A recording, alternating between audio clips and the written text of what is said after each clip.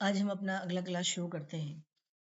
तो general knowledge हम अभी कवर कर रहे हैं और बी अरबिक के लिए तो अभी तक हमने अ, इंडिया और उसकी स्टेट की कैपिटल, यूनियन टेरिटरीज और अलग अलग स्टेट में बोली जाने वाली लैंग्वेजेस और उन लैंग्वेजेस की अलग अलग स्क्रिप्ट्स हमने देख ली हैं जो अ, अक्सर जिसके ताल्लुक से क्वेश्चंस आते हैं। इसी तरीके से कभी कभी ये लोग हिस्ट्री से भी सवाल कर लेते हैं और इसीलिए हम हिस्ट्री से भी कुछ चीज़ें कवर करेंगे और बहुत ही थोड़ा थोड़ा सा लेंगे। ख़ास तौर से मिडिवल से ये लोग पूछते हैं तो मिडिवल को थोड़ा सा सही से कवर कर लेंगे, वरना ये लोग हिस्ट्री से लेते हैं, इस वजह से हम बाकी ऊपर ऊपर की चीज़ें ले लेंगे। तो सबसे पहले हिस्ट्री में हम एंसेंट हिस्ट्री कवर करेंगे, ठीक है, और उसके बाद मिडिवल और फिर मॉडर्न। एंसेंट हिस्ट्री की जब हम बात करते हैं तो सबसे पहले एंसेंट हिस्ट्री को हम कुछ हिस्सों में बांट सकते हैं और जो हमें कवर करना है उसमें हम कुछ चीज़ें कवर करेंगे। एक इंडस वैली सिविलाइजेशन, एक वैदिक पीरियड और एक उसके बाद वैदिक पीरियड के बाद कई सल्तनतें आती हैं और फिर उसके बाद मौर्य डायनेस्टी और फिर गुप्ता डायनेस्टी और फिर उसके बाद भी एक तरीके से कुछ सल्तनतें आती हैं, फिर एक लंबे वक्त तक इनकता हो जाता है। इस तरीके से फिर मेडिवल दौर शुरू हो जाता है। तो एंसेंट में सबसे पहले हम इंडस वैली सिविलाइजेशन देखेंगे और कुछ चीज़ें इसकी ऊपर ऊपर की देख कवर करने की कोशिश करेंगे जो हमारे जनरल नॉलेज के पर्सपेक्टिव से ज़रूरी है। तो इंडस वैली सिविलाइजेशन की जब हम बात करते हैं तो इसका जो पीरियड माना जाता है वो 3000 से लेकर के 1500 बीसी का इसका पीरियड माना जाता है। और ये Indus valley civilization Indus river के पास ये वाक़ है, ये वाक़ थी, ठीक है। इंडस रिवर के पास ये लोग रहते थे और ये कहा जाता है ये वर्ल्ड की सबसे ओल्डेस्ट अर्बन अर्बन सिविलाइजेशन है, ठीक है। सबसे ओल्डेस्ट अर्बन सिविलाइजेशन है और इसकी वजह क्या है कि ये पुराने होने के साथ साथ अर्बन इस वजह से कहा गया क्योंकि वो लोग सिस्टमेटिक तरीके से रहते थे, उनका एक निज़ाम था, उनके घर अच्छे तरीके से बने हुए थे और नाले नालियों का सिस्टम अच्छा उनका था, तो इस वजह से उनको अर्बन सिविलाइजेशन कहा जाता है। तो ओल्डेस्ट अर्बन सिविलाइजेशन की बात करें तो ये इंडस वैली सिविलाइजेशन है और इसकी जो खोज की है वो जॉन मार्शल ने की है। जॉन मार्शल ने इसकी खोज की है। 1924 कहा जाता है कि 1924 में उन्होंने इसकी खोज की है जॉन मार्शल ने। और ये इंडस वैली सिविलाइजेशन है। अगला पॉइंट जो है वो ये अपने ड्रेनेज सिस्टम से ये क्या कह सकते हो मशहूर है। इसका ड्रेनेज सिस्टम बहुत ही काफ़ी अच्छा था, बहुत ही अच्छे तरीके से ये पानी का बहाव करते थे। छोटे छोटे नालियाँ बड़े नालों में, फिर वो बड़े नाले एक तरीके से नाला बन करके समंदर के अंदर चला जाता था या नदी के अंदर चला जाता था। तो ये ड्रेनेज सिस्टम से अपने मशहूर है।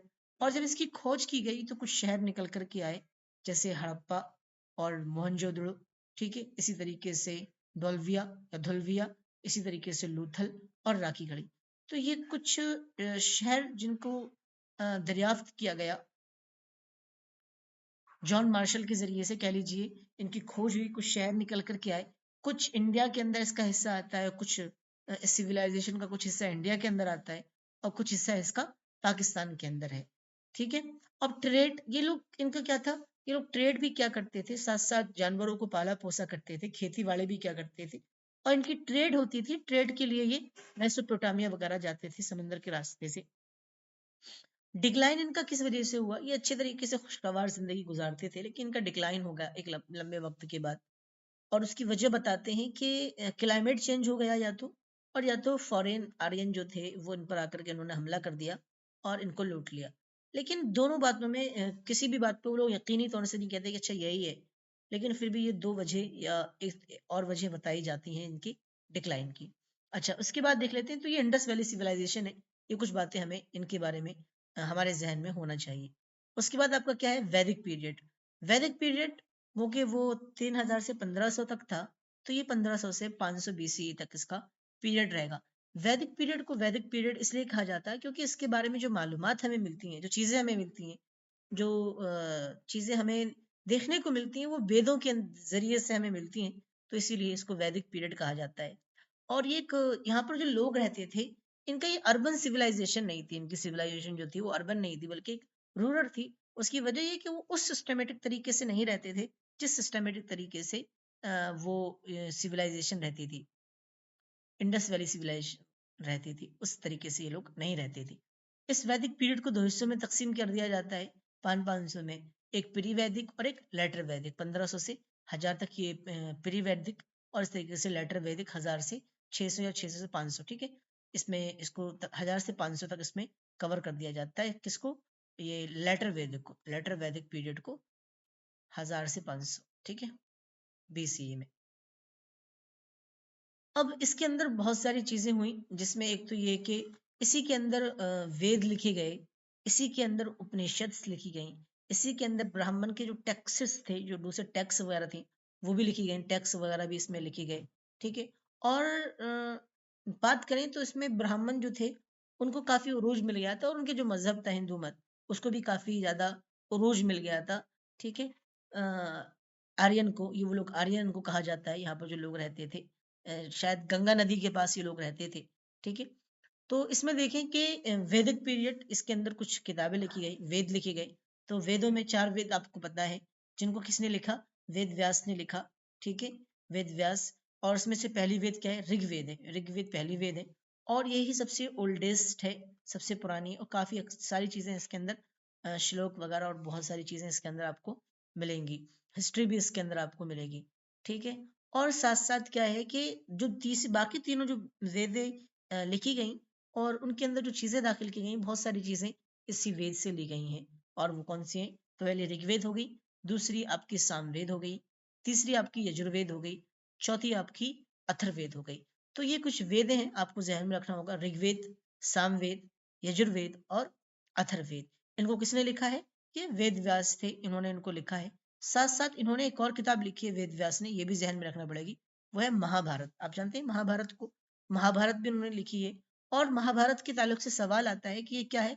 लॉन्गेस्ट एपिक है, इसको महाभारत को लॉन्गेस्ट एपिक माना जाता है। सवाल आया कि लॉन्गेस्ट एपिक कौन सी है? बहुत सारी चीजें उन्होंने दाखिल कर दी, उसमें से एक महाभारत का भी ऑप्शन था। तो महाभारत क्या है? लॉन्गेस्ट एपिक है।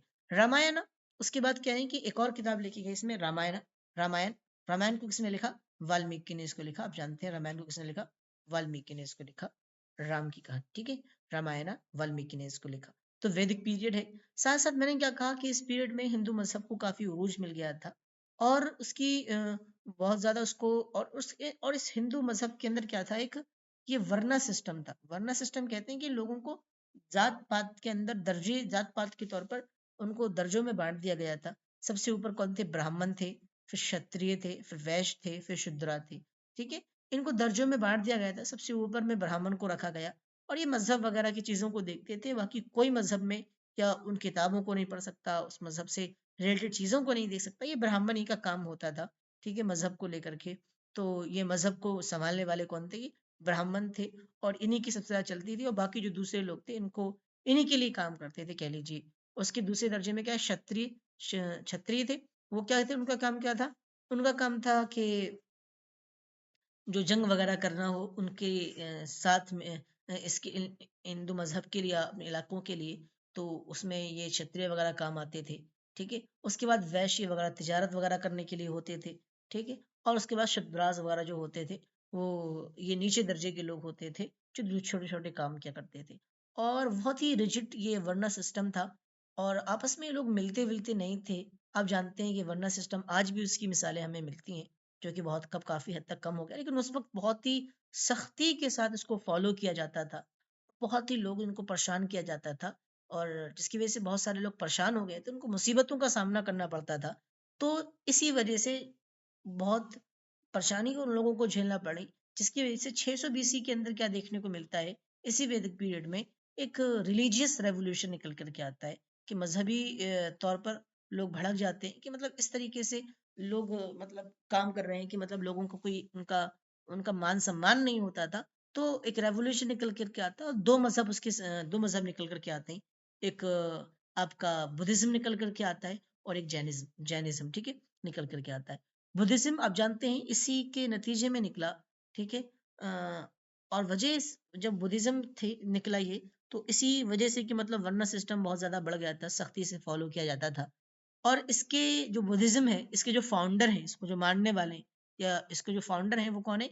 गौतम बुद्ध थे। गौतम बुद्ध ने इसके गौतम बुद्ध को इनका फाउंडर माना जाता है। इनका असल नाम क्या था शुरू में? सिद्धार्थ इनका नाम था, सिद्धार्थ बताया जाता है, इनका नाम सिद्धार्थ था। और इनकी जो पैदाइश हुई है, इनकी पैदाइश ये 563 में कही जाती है। हालांकि इसमें इख्तिलाफ है, लेकिन 563 अक्सर लोग जिक्र करते हैं। तो 563 बीसी के अंदर इनकी पैदाइश हुई गौतम बुद्ध की। और बौद्ध गया के अंदर इनको ज्ञान प्राप्त हुआ, ज्ञान प्राप्त, बौद्ध गया के अंदर इनको ज्ञान प्राप्त हुआ। ये छोटे से ही इनको क्या था, दुनिया से ज्यादा लगाव वगाव नहीं था, जिसकी वजह से बड़े पे जाकर के शादी के बाद ये घर बार छोड़ जाते हैं और एक जंगल के अंदर चले जाते हैं, सन्यासी बन जाते हैं। तो ये बुद्धिज्म, ठीक है, गौतम बुद्ध उससे, तो इसी के नतीजे में निकला। और इनका बुद्धिज्म, गौतम बुद्ध का ये जो मजहब था, बहुत ज्यादा फैला। ये लोगों को अच्छी तरीके से ट्रीट करते थे। और वो लोग जो इस मजहब की बिना पर, इस वर्ना सिस्टम की वजह से परेशान होते थे, वो अपना मजहब छोड़ करके इस बुद्धिज्म के अंदर दाखिल हो गए, जिसकी वजह से बुद्धिज्म को बहुत ज़्यादा उरूज मिला। और सिर्फ इंडिया ही के अंदर ये फला फूला नहीं, बल्कि इंडिया के बाहर नेपाल, चाइना वगैरह में ये फैला। और इसी तरीके से दूसरा मजहब मैंने कहा इसी के नतीजे में, वरना सिस्टम के नतीजे में निकला, वो था जैनिज्म। जैनिज्म के कौन थे फाउंडर? महावीर थे। महावीर की पैदाइश हुई वो कुंडल ग्राम वैशाली के अंदर हुई, 540 के अंदर कहा जाता है। 540 के अंदर, 540 अब ध्यान में रखें, 540 के अंदर इनकी इनकी 563 और उनकी 540 के अंदर ये दोनों हम असर थे, गौतम बुद्ध और जैनिज्म, महावीर जैन। तो ये महावीर जैन उसके फाउंडर थे, जैनिज्म। लेकिन जितना मजहब ये गौतम बुद्ध का फैला, यानी बुद्धिज्म फैला, उतना ये जैन जैन मत, ये कह लीजिए जैनिज्म, उतना नहीं फैला। क्योंकि उसकी वजह क्या थी कि ये भी कुछ चीजों में सख्त थे।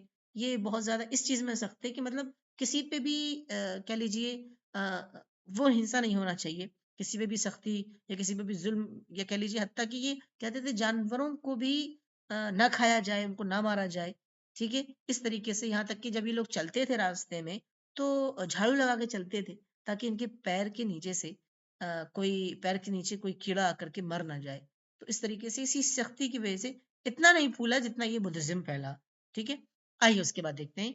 उसके बाद तो ये आपका हो गया वैदिक पीरियड। वैदिक पीरियड में आपका इसका पीरियड क्या है? ये एक रूरल क्या थी, सिविलाइजेशन थी। यहाँ पर बहुत ज्यादा लिटरेचर का काम किया गया, लिखी गई चीजें लिखी गई, ठीक है। टैक्स टैक्स वगैरह लिखी गए, हिंदू मत के, या कह लीजिए ब्राह्मण वगैरह, ब्राह्मण टैक्स टैक्स लिखे गए। और फिर इसके नतीजे में यहाँ पर वर्ण सिस्टम था, उस नतीजे में दो मजहब, बुद्धिज्म और जैनिज्म फैला। अब बुद्धिज्म जैनिज्म इस वैदिक पीरियड के अंदर फैला, तो वैदिक आगे तक चलता है ये बुद्धिज्म, हम भी जानते हैं, आज तक भी है, इसकी चीजें मिलती हैं, इसके आसार मिलते हैं हिंदुस्तान के अंदर, बहुत सारे लोग इसके मानने वाले अब भी हैं। तो वर्ण सिस्टम और ये वैदिक पीरियड के अंदर फैला, ठीक है। और वैदिक पीरियड के बाद क्या होता है, बहुत सारी छोटी छोटी सल्तनतों का कह लीजिए वजूद हो जाता है मगध के अंदर। खास तौर से जो सबसे ज्यादा जो हुकूमतें करती थी सल्तनत, तो वो मगध के अंदर रहती थी, ठीक है, उसको संभालती थी, वहीं से पूरे अपनी पूरी सल्तनत को संभालने का काम करती थी। लेकिन छोटी छोटी सल्तनतें थी, उनमें से एक चीज हमें जहन में रखना है, वो क्या है? नंदा डायनेस्टी थी। उस डायनेस्टी के क्या थे? घनानंद। उन्हीं के घनानंद के पीरियड के अंदर ये लास्ट थे, नंदा डायनेस्टी के आखिरी वो थे, कह लीजिए रूरल थे, रूरल थे। तो इन्हीं के जमाने में अलेक्जेंडर ने हमला किया था हिंदुस्तान पर, इन्हीं के जमाने में। तो ये चीज हमें देखना है कि अलेक्जेंडर ने हमला कब किया और किसके पीरियड में अलेक्जेंडर ने हमला किया, ठीक है। उसके बाद जो हमें चीज देखना है वो है कि उसके बाद और भी बड़ी छोटी छोटी डायनेस्टी आती है, लेकिन हमें जो दो डायनेस्टी हमें कवर करना है, वो एक मौर्य डायनेस्टी और एक आपकी क्या है, गुप्ता डायनेस्टी। उसके बारे में थोड़ी थोड़ी चीजें देख लेंगे, ऊपर ऊपर की चीजें देख लेंगे, हम ज्यादा हिस्ट्री के अंदर जाएंगे नहीं। तो सबसे पहले मौर्य डायनेस्टी। मौर्य डायनेस्टी का जो पीरियड माना जाता है, वो क्या है आपका? 322 से लेकर के 185 बीसी के अंदर इसका पीरियड माना जाता है। ये 322 से लेकर के 185 के अंदर। और इसके जो फाउंडर हैं वो चंद्रगुप्त मौर्य। चंद्रगुप्त मौर्य इसके फाउंडर हैं, चंद्रगुप्त मौर्य इसके फाउंडर हैं। और ये कौन है? इन्होंने क्या किया था? अपनी सल्तनत को फैलाने का काम किया था, शुरू किया, फिर सल्तनत को थोड़ा सा फैलाया, और फिर आखिर में आकर के ये अपने बेटे को सौंप देते हैं, ठीक है, और जैनिज्म को ये इख्तियार कर लेते हैं। तो इनका बेटा, मैंने उनका नाम छोड़ दिया यहाँ पर, लेकिन वो इतना काबिल जिक्र नहीं है। फिर उनके बेटे के बाद जो आता है वो हाकिम, वो है अशोक। अशोक हमारे लिए थोड़ा सा काबिल जिक्र है। उसकी वजह ये है कि अशोक ने आपके पूरे हिंदुस्तान पर क्या था, इसने कब्जा कर लिया था, ठीक है। और आखिर कहा जाता है कि पूरा इलाके पे इसका, यहाँ से लेकर के पूरे इलाके पे, नॉर्थ से लेकर के आपका साउथ तक इसका कब्जा था, ठीक है। अपनी हुकूमत को इसने बहुत ज्यादा फैला दिया था, यहाँ तक कि यहाँ पर ये पाकिस्तान जो अब भी है, तो उस वक्त ये भी इंडिया था। और फिर यहाँ से अफगान अफगान तक पहुंच गया था ये अपनी सल्तनत को लेकर के, ठीक है। अपनी सल्तनत को इसने अफगान तक पहुंचा दिया था। और सिर्फ ये कि कहा जाता है कि यहाँ पर केरला और तमिलनाडु, केरला और तमिलनाडु, तमिलनाडु जो है वो इसकी सल्तनत में क्या थे, नहीं थे। बाकी पूरा नॉर्थ और साउथ इसमें इसने अपनी सल्तनत को फैला दिया था। और यहाँ पर थोड़ा सा सेवन सिस्टर का इलाका नहीं था इसका, ठीक है। तो अशोक ने बहुत ज्यादा फैलाया अपनी सल्तनत को। और कलिंगा की इसकी आखिरी जंग थी, आखिरी जंग कलिंगा थी। और उसमें ये फतेह हासिल करता है, फिर क्या करता है, और ये क्या करता है उसके बाद, फतेह हासिल करने के बाद बुद्धिज्म बुद्धिज्म इख्तियार कर लेता है। शुरू से ये बुद्धिज्म की तरफ क्या था, माइल था शुरू से ही, जिसकी वजह से इसके ज़माने में बुद्धिज़्म को काफ़ी उरूज मिला। अलग-अलग इलाकों में फैला इसका बुद्धिज़्म, अलग-अलग इलाकों में फैलाने की जो वजह बनी, ये एक बड़ी वजह है अशोक, ठीक है। आगे आए, उसके बाद क्या है, तो ये गुप्ता पीरियड हो गया, ठीक है। उसके बाद आपका, सॉरी, ये आपका हो गया मौर्य डायनेस्टी। मौर्य डायनेस्टी के बाद आता है आपका गुप्ता, गुप्ता डायनेस्टी। गुप्ता डायनेस्टी बात करते हैं, तो गुप्ता डायनेस्टी में हमें जो चीज देखना है गुप्ता डायनेस्टी के अंदर, वो क्या है, इसका पीरियड, इसका पीरियड। अब ये अभी तक कबले मसीह चल रहा था, अब ये बाद में आ जाता है, एडी में आ जाता है। वो क्या था, 320 ईस्वी में आ जाता है। 320 से लेकर के 520 ईस्वी तक इसका पीरियड है। 320 से लेकर के 520 तक इसका पीरियड है। इसके जो फाउंडर है वो चंद्रगुप्त मौर्य नहीं, बल्कि चंद्रगुप्त फर्स्ट, उनका नाम भी चंद्रगुप्त है। तो चंद्रगुप्त फर्स्ट इसके जो क्या थे, फाउंडर थे। और चंद्रगुप्त फर्स्ट इन्होंने भी कारनामे अंजाम दिए। साथ साथ समुद्रगुप्त, समुद्रगुप्त जो थे ये भी काबिल जिक्र है। इनको हिंदुस्तान का नेपोलियन कहा जाता था। समुद्रगुप्त को, समुद्रगुप्त को हिंदुस्तान का नेपोलियन कहा जाता था। गुप्ता पीरियड कुछ लिहाज से ये काबिल जिक्र है।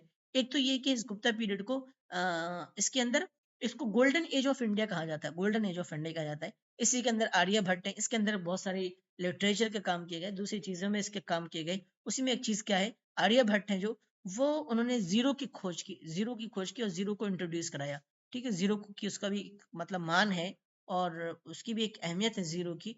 तो आर्यभट्ट ने इसको इंट्रोड्यूस कराया कि जीरो को भी। कालिदास, कह रहे हैं कालिदास जो है उसी के इसी पीरियड के अंदर कालिदास, उनकी दो किताबें हैं लिखी गई, एक है शकुंतला और रघुवंशा। तो ये दो किताबें उनकी काबिल जिक्र, इनको ध्यान में रखें। कभी कभी किताबों के बारे में आ जाता है ये किताब किसकी है, ठीक है, उसके ऑथर किसके हैं। तो शकुंतला और रघुवंशा ये किसके हैं, कालिदास की।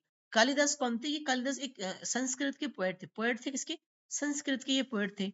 इसी पीरियड में, गुप्ता पीरियड में नालंदा यूनिवर्सिटी को बनाया गया, नालंदा यूनिवर्सिटी को इसी पीरियड के अंदर, गुप्ता पीरियड के अंदर बनाया गया। इसका जो पीरियड है 320 से लेकर के 350 तक। तो आज हमने एंशिएंट पीरियड देख लिया। फिर गुप्ता पीरियड के बाद भी छोटी छोटी डायनेस्टी आती हैं और फिर इसके बाद एक लंबे वक्त तक इनक़िता हो जाता है, ठीक है। और फिर उसके बाद आपका वो शुरू हो जाता है, मिडिवल शुरू हो जाता है। तो हमने ये एंशिएंट की छोटी छोटी चीजें देख ली हैं, ज्यादा गहराई के अंदर नहीं गए, ताकि अगर कोई सवाल भी बने तो ऊपर की चीज आ जाए। तो ऐसे हम ज्यादा गहराई के अंदर नहीं जा सकते, क्योंकि ये हिस्ट्री में से ज्यादा नहीं पूछते हैं, खासतौर से एंशिएंट से नहीं पूछते, मिडिवल से कुछ चीजें पूछते हैं, वो हम देखेंगे।